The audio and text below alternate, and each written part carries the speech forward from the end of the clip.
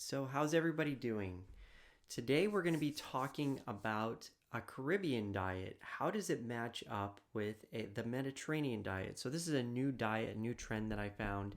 And so, I wanted to talk about it. If you're new here, my name is Angelo, and I'm here to share my health and fitness journey, as well as hopefully inspire some of you to take action on your health and fitness journey. And maybe you'll learn something from me, and maybe I'll learn something from you.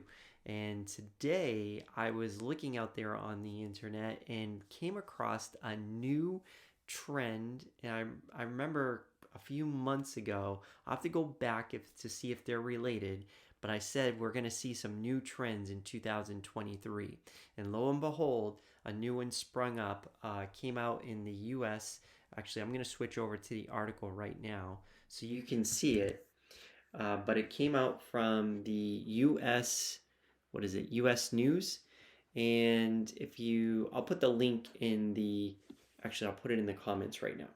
Copy, and you can see it in there. And so this is where I saw it. Whoa, where am I? Okay. So could the Caribbean cuisine be the next Mediterranean diet? So I've talked a lot about the Mediterranean diet lately and how pretty much I feel like I align with that one pretty closely. And now they're saying that all these ads, let's get rid of those so we're not seeing those. Yeah, they're saying that in this article at the very beginning that what they think has sprung this new trend is the fact that people were in lockdown and have been looking to sort of still experience the other, let's say, traditional foods or foods that are traditional in different areas. And one that's come up as a favorite one is the Caribbean diet.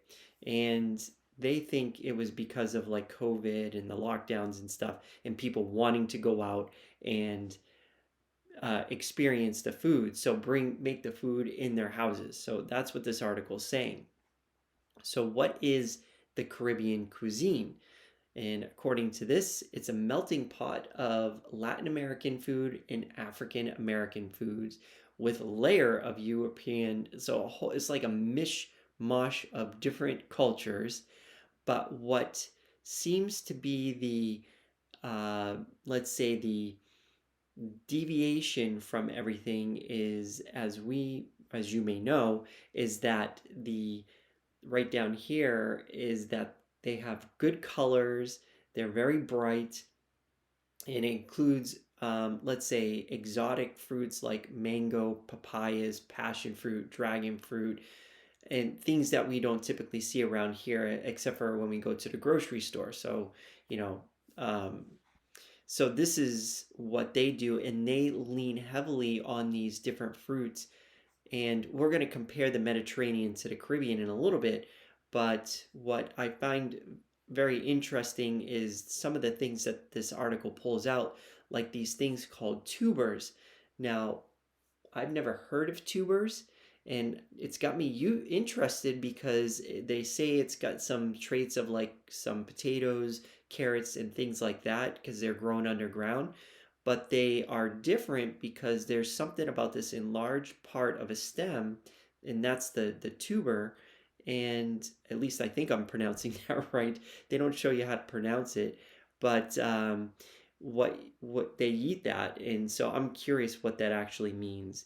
And let's see, if we go down here, they are heavily in seafood, so they eat it about twice a week, and which is sort of close to the Mediterranean diet. I would say that's pretty close to the Mediterranean diet.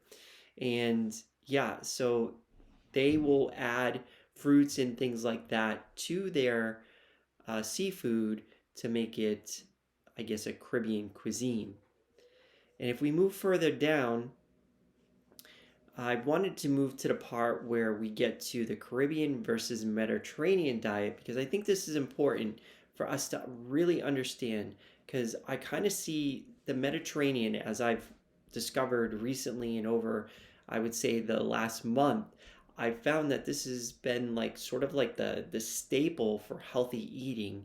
And so, and I kind of agree with the Mediterranean way of eating, with some exceptions to it, of course. But they're they're now comparing the Caribbean to the Mediterranean, and now the Mediterranean has been like my base to compare everything to. Like, what are we talking about here? Is this like way off skew, or is it really aligned and we're just calling it a different name? And I feel like a lot of diets take their base from the Mediterranean. So let's take a look here. So it's they're saying that even though it's trending from a culinary perspective, which means to me that's a good thing. It hasn't hit like the diet stream, like, oh, now everybody's going to eat the Caribbean diet and then lose weight. I think they need to do a little bit more research, because I've already looked at this a little bit, because you know, we can see it right away in blue, some of the things that they're going into. So their emphasis is on eating seafood and meats, which include curried goat, stewed pork, and beef dishes. So they lean more towards the, let's say, red, white meats, whereas the Mediterranean does include that, as well as poultry, but mainly poultry and seafood. It's based on what I've found.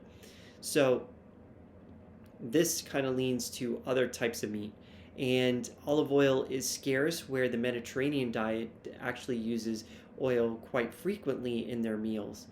And they are eating more sweets and fried foods in the Caribbean diet, as we can see here, which then leads to this to this right here, which is increased risk of obesity and diet-related diseases. So they don't enjoy the same advantages of the Mediterranean diet, but they do address the, let's say, the uniqueness, the exoticness of the eating experience. So don't be going out there and thinking that now people are going to talk about the Caribbean. I feel like a lot of what Hollywood, media, and all these different groups try to do is take something out of context and call it the new diet, new trend. And I just want to make sure that we get ahead of it and really do our research and understand what we're actually getting into, because I can just see somebody saying the Caribbean diet versus the Mediterranean diet. Somebody not reading the full context will then take that out of context, and all of a sudden now everybody's trying to eat the Caribbean diet and saying, oh yeah, it's great. And then we find out that it's really not. So, let's take a little bit more look. I think that's pretty much what I wanted to talk about on the Caribbean diet. So just be careful when these new diets come out. This article just came out today. I believe, no, not today. Was it today? Yesterday. It came out yesterday at 1 p.m. So I happened to catch eye of it, and I was like, yeah, we got to talk about these things, because I'm on the lookout for these things, because this is where yo-yo dieting comes in. This is where trouble comes in to play, because then somebody's going to take this and twist it maybe and try to capitalize on it. So yeah, that's what I wanted to talk about, the Caribbean diet. It sounds good, and I would say for me, if I were to put this into play, I would never put it in the phase 1, 2, 3 categories of what I was doing, but I may experiment a little bit with it from a phase 4 perspective, when we start eating some sweets, some a little bit more junky food, if that's where we're going to go with it. So yeah, so I'm not kicking out the Caribbean cuisine eating habit from my, let's say, realm. I'm still going to stick mainly to the Mediterranean, but sometimes it's nice to have a little variety in there and to really start exploring the Caribbean.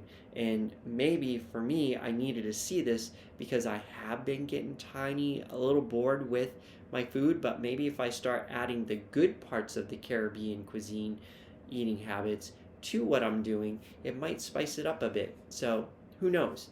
But at least it's another option, right?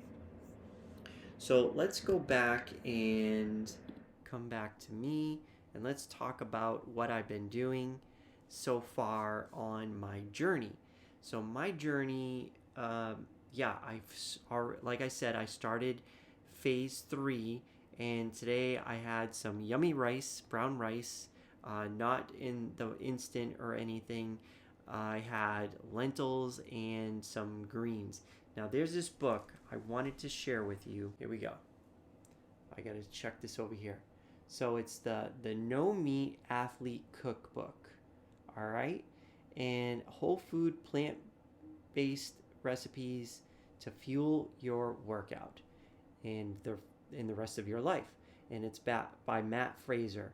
And I have to say I enjoyed the recipes in this book, although some of them are pretty intense. But what I do like about it is some of the simple things that they include, which is what they said. One of the things they call it is a, a bean, a green, and a grain. If you mix those three together, any three of those combinations, then you have a whole hearty meal. And that's what I did tonight. So, what I did was I combined lentils with the brown rice and splash of spinach in there, or maybe not a splash, a couple of handfuls of spinach. And then I also included a little olive oil, salt, and pepper, and yum. I could have ate like 2 plates of it. I do want to talk real quick about my serving sizes because I don't think I mentioned this frequently. And one of the things I want everybody to know is that and if you're following along with me on these phases, the third phase as well as the second and the first, I'm not counting the portion sizes. I'm eating as much as I think my body can eat. So, for example, today I just did a half a cup of dry brown rice and a half a cup of lentils, and like I said, two handfuls of spinach. And I could have probably ate maybe increased maybe one of those, either the grain or the lentils, to a cup. But I'm eating as much as I possibly can. So all day long, I go through carrots like crazy. That's my snack food. And trying to get back on top of my water. I have to say, like, I'm struggling with the water drinking for whatever reason. After phase 1, once I moved out of phase 1, drinking water has been really difficult to get up to the 96 ounces. Although I have to say, once I'm done the drops, I'm going to try something that I think is going to help me because it brings me back to a time when I was in high school, how I used to drink water, and it worked wonders. I drank so much water in high school, and I was so hydrated, but it was well worth it because you felt good drinking that much water. I never felt parched.